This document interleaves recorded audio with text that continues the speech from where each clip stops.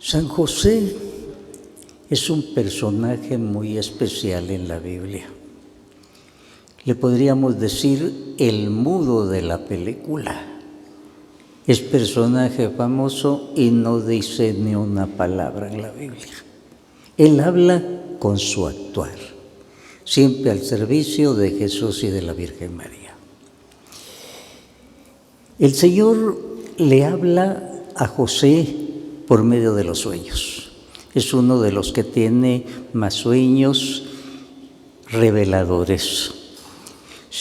A José lo van a ver ustedes en la Biblia siempre en apuros. Siempre que aparece está en apuros.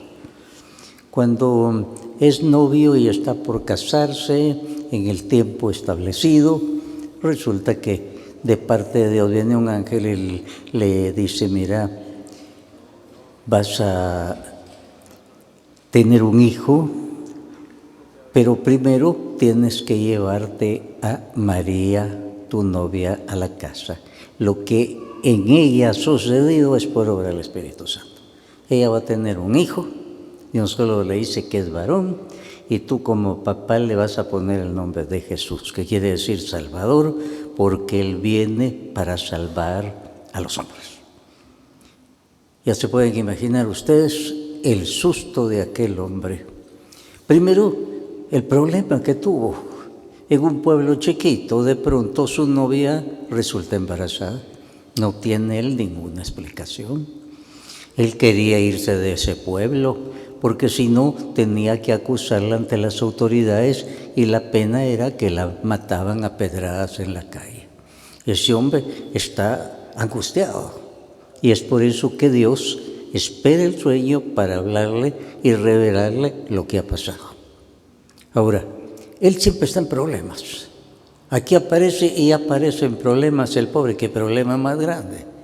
Su novia, antes de casarse, aparece embarazada y él no tiene ninguna prueba, no hay ninguna explicación. ¿Y cómo le iba a dar explicación la Virgen María y cualquier otro? ¿Qué explicación le podían dar? Ahora, José siempre está recibiendo órdenes. Llévate a María. Cuando llegan a Belén, tienen problemas, nace el niño, salgan corriendo para Egipto, quieren matar al niño. O sea, tiene problemas y encima del problema ya viene otro, pero ahí le respalda la orden del Señor y él siempre buscando la voluntad del Señor. Lo más problemático fue aceptar esa concepción solo por obra del Espíritu Santo. Pero el Señor con él fue muy claro y hasta le dio pues pruebas. Sin necesidad de ultrasonido va a ser varoncito. Y el nombre de una vez, ningún padre de familia sabe si su hijo va a ser varón o hembrita hasta que el médico ya ha empleado el ultrasonido. En aquel tiempo no había eso. Así es que para él fue una prueba. Y el Señor le dio la orden. Ahora, una vez que ha pasado esa prueba, que ya se llevó a la Virgen María, ahora tienen que ir a Belén para un censo. Y seguramente por el largo viaje, más o menos eran 112 kilómetros, tal vez se le adelantó a la Virgen María la hora del alumbramiento. Y resulta que no encuentran dónde y piden lugar, posada en un lugar y nada. Para ellos no había lugar, dice la Biblia, para ellos, para otros sí. Entonces, en problemas nuevamente José. Al fin está como todos lo sabemos, en un establo, un señor le cede el lugar, ahí nace su niño, ahí viene la alegría, ahí viene la visita de los magos, todo muy lindo. Pero al ratito José, en la noche misma, váyanse a Egipto, porque quieren matar al niño. Fíjense que suena así fácil, váyanse a Egipto, pero vayan a ver ustedes el mapa. Desde Palestina a Egipto, en avión son varias horas. Y ellos que tienen que irse huyendo, seguramente en un burrito, saber qué viaje tan duro tuvieron que estar, pero tuvieron que ir allá. José continuamente está en sueños recibiendo órdenes del Señor y él se deja despertar. Es decir, no le tiene miedo a la realidad, se enfrenta a su realidad y obedece lo que el Señor le manda. Va por camino seguro. Le piden cosas muy difíciles, pero él obedece y sabe que va por el camino del Señor. Señor, a nosotros muchas cosas nos quieren adormecer para que no seamos responsables, para que no entendamos la voluntad de Dios, sino que nos vayamos por otro camino. Jonás, un profeta que no quería despertarse, no quería ver su realidad. Él estaba huyendo de Dios, le estaba desobedeciendo, por eso se fue a dormir a la bodega del barco. Se vino la tormenta y lo tuvieron que ir a despertar ahí. Él no quería ver su realidad, hasta que lo lanzaron al agua y llegó una ballena. Entonces el Señor le ayudó para ver su realidad y él tuvo que arrepentirse. José se deja despertar. Hermanos, muchas cosas en el mundo nos quieren adormecer para que no oigamos la voz de Dios ni sigamos el camino que Él nos está indicando. Y por eso tenemos que estar muy atentos. Los jóvenes a veces cantan una canción que dice: vuela, vuela, salte la realidad. Le tienen miedo a la realidad. Y si nunca enfrentan la realidad, nunca van a resolver sus problemas. Con estar volando no van a arreglar sus problemas. Hay que tener los pies bien plantados en la tierra. Por eso José es admirable, se deja despertar, despierta del sueño, sabe que hay problemas, pero confía en la voz del Señor. La Biblia presenta el caso de un jovencito, una especie de acólito en el templo, que se llamaba Samuel, y en la noche comienza a oír voces, y va donde el sacerdote y le dice: aquí estoy, usted me llamó. Yo no te he llamado. Y 3 veces lo mismo, hasta que el sacerdote le dice: mira, ya no vengas más aquí. Cuando oiga la voz, di: habla, Señor, que tu siervo escucha. Y así el joven Samuel aprendió a escuchar la voz y llegó a ser el gran profeta en el pueblo de Israel. El profeta primero ha aprendido a captar la voz de Dios. Y suenan tantas voces y es difícil a veces, pero el hombre espiritual logra captar la voz, así como José. Tiene muchos problemas, pero el Señor le habla en los sueños y él es obediente inmediatamente. Jesús dijo: bienaventurado el que escucha la palabra de Dios y la pone en práctica. Bienaventurado en la Biblia quiere decir feliz, lleno de ventura, feliz. Pero feliz en la Biblia no quiere decir ausencia de problemas. Quiere decir que tiene la paz de Dios, que es obediente, va por el camino de Dios y por eso tiene la bendición de Dios. Bienaventurado el que escucha la palabra de Dios y la pone en práctica. No se trata de una religión angelista, misticismo nada más, sino se baja la realidad y se pone en práctica lo que el Señor ha dicho. Y entonces se tiene la bendición de Dios y viene la paz de Dios. Esa es la felicidad de la Biblia. Pero muchísimos de los que son bienaventurados tienen un montón de problemas, pero a pesar de los problemas no son vencidos. Tienen la bendición de Dios, la paz de Dios, porque escuchan la palabra de Dios y la ponen en práctica. Por eso José siempre está atento a la voz de Dios. Y el Señor le habla claramente en los sueños, le da órdenes por lo general, pero al mismo tiempo ve que Él pone en práctica lo que le manda. Por eso es un hombre bienaventurado. Es un hombre feliz a pesar de tantos problemas. Como les digo en la Biblia, feliz no quiere decir el que no tiene problemas. Esa es una falsa idea del que cree que por cumplir lo que el Señor manda no va a tener problemas. Mentira. La vida de los santos está llena de problemas, pero como van por el camino de Dios, escuchan la palabra de Dios y la ponen en práctica, son bienaventurados. Y los demás los envidian a ellos. Tienen tantos problemas, pero los demás los envidian. La paz que tienen, la bendición en todo momento. Muchas veces el Señor nos va a pedir que vayamos por otro camino. A nosotros nos parece bien este camino, pero el Señor nos dice: ahí no.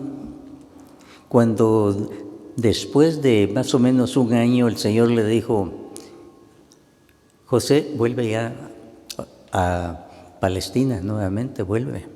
Y él de ahí iba, como acostumbraba por el camino triado que conocía. No, por ahí no, tienes que ir por otro, porque ahora murió Herodes, pero está el hijo de él, peligroso. Entonces, en lugar de irse a Judea, se fue a Galilea. El Señor muchas veces nos pide cambio, ya estamos acostumbrados a un camino. José ya sabía el camino para Egipto, ya por ahí venía. No, vete por otro lado, peligroso. El hijo de Herodes puede matar a tu hijo, se va por otro lado. El Señor muchas veces nos pide cambio de ruta y es porque pide conversión. Nosotros decimos, aquí voy yo. No, yo quiero que vayas por mi camino. Y cuando uno va por el camino del Señor, va por el camino de la bendición. David un día le dijo al profeta Natán, quiero construirle un templo maravilloso al Señor. Y Natán le dijo, adelante, rey, maravillosa la idea, un templo. Y David se emocionó y el Señor le habla a Natán, no, ¿por qué? David no va a ser. En mi proyecto es Salomón el que va a hacer el templo, así es que nada de que David me va a hacer el templo. Aquel con la mejor buena voluntad se emocionó, un templo para el Señor. Pero después vemos que Natán no había consultado al Señor, se dejó llevar por su emoción. Y a nosotros esto nos enseña. La emoción no quiere decir que es la voz de Dios, que es lo que conviene, hay que consultar al Señor. A veces hay cosas que parecen bonitas, pero no es el camino. José ya conocía el camino de regreso, ya había pasado de ida, ahora venía José, pues ahí no, es peligroso, ahí pueden matar al niño, tienes que tomar otra ruta, y él nuevamente toma otra ruta. El sacerdote del templo, cuando aquel jovencito continuamente estaba yendo, me llama, señor sacerdote, no, yo no te he llamado, mira, di, habla, Señor, que tu siervo escucha. Hermanos, ¿cuántas veces le tenemos que decir al Señor, habla, Señor, que tu siervo escucha? Si no le pedimos su camino, vamos a ir por el nuestro, nos vamos a equivocar. San Pablo estaba muy seguro de su camino, cuando no se había convertido. Él estaba seguro y por eso iba a Damasco, y con documentos en la mano para apresar a los seguidores de Jesús, segurísimo de lo que estaba haciendo.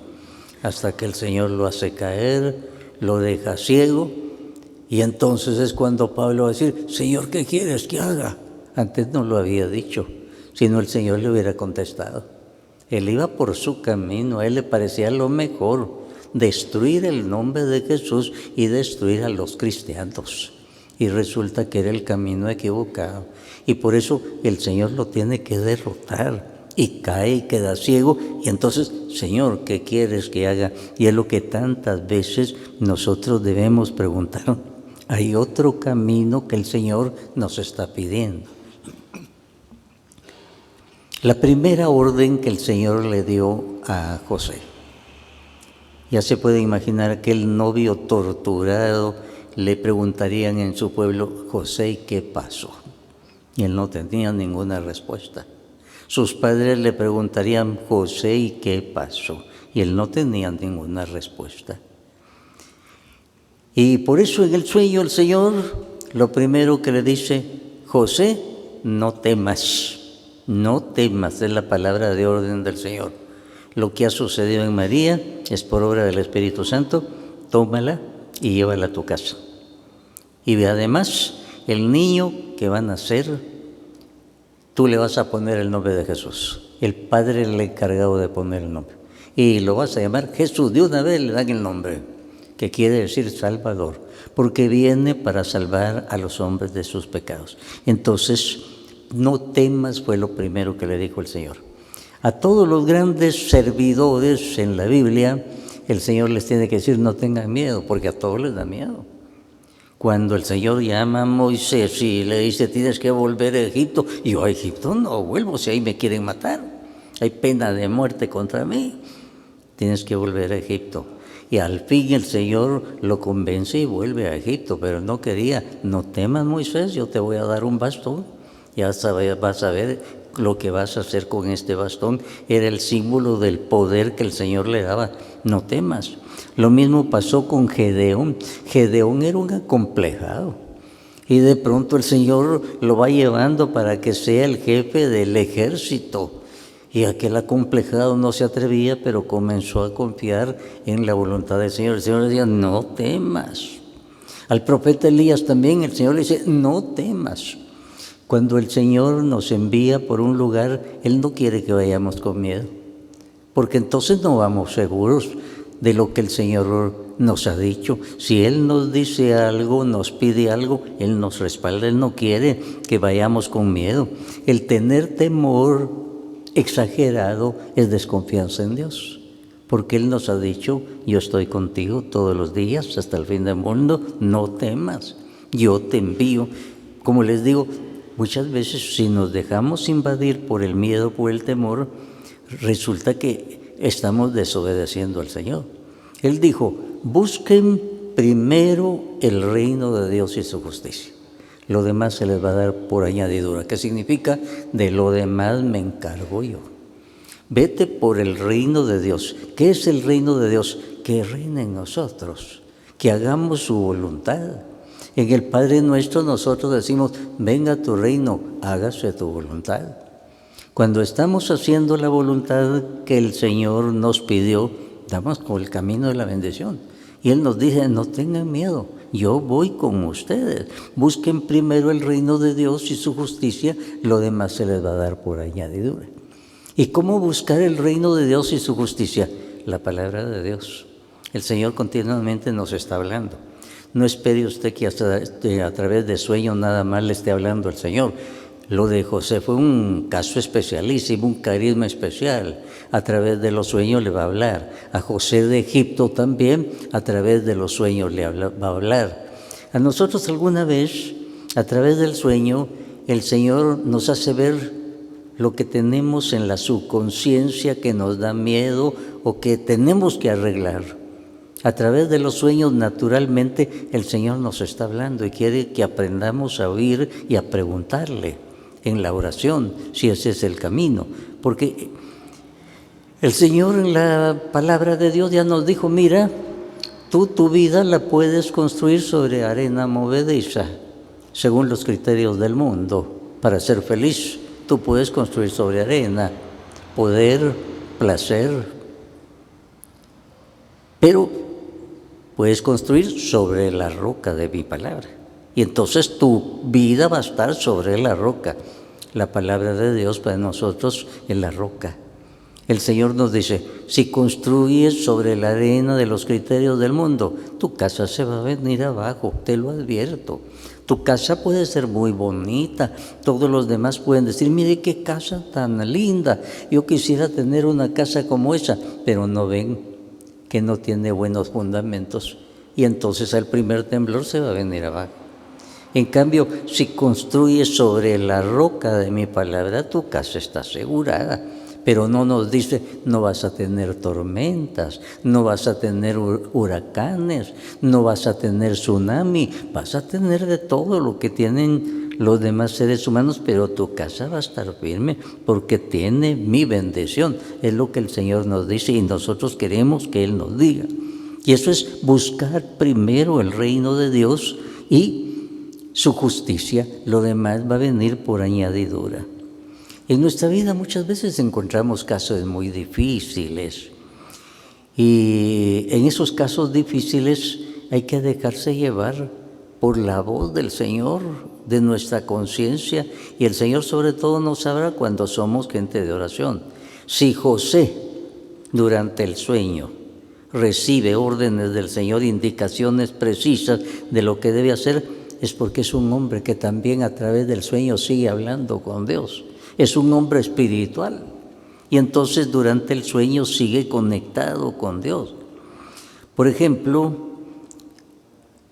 en Belén no hay hospedaje para él, ya se pueden imaginar.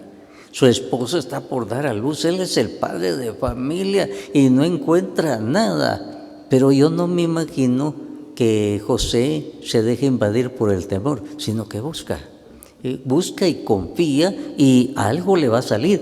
Él nunca esperó que su hijo fuera a nacer en un establo, pero no protestó porque su hijo estuviera en un establo. Y algo más, en ese tiempo a ningún niño lo iban a poner en un pesebre. El pesebre, el cajoncito donde estaba el alimento del buey y de la mula.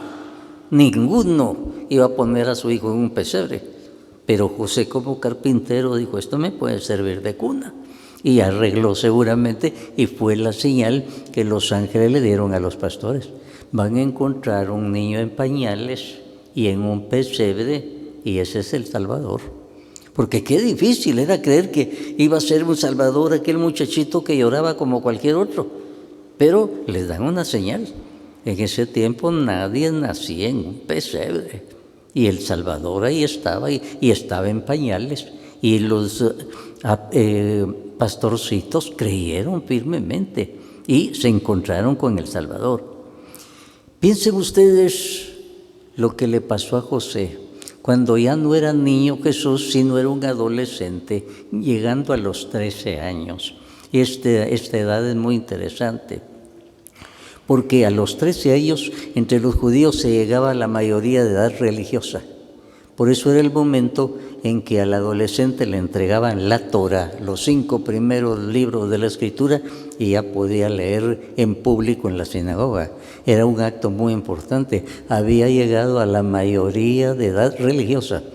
Y cuando van al templo, el jovencito ya no es ningún niño, es un adolescente, tiene 12 años. Y se queda, no por tontito, sino porque tenía un proyecto especial de parte de Dios.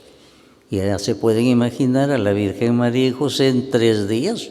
Y en esos 3 días de angustia, ellos rezarían mucho. Imagínense la Virgen María rezando y San José, y no se les resolvía el problema ya, tronando y lloviendo, no. Y resulta que pasó el primer día y nada.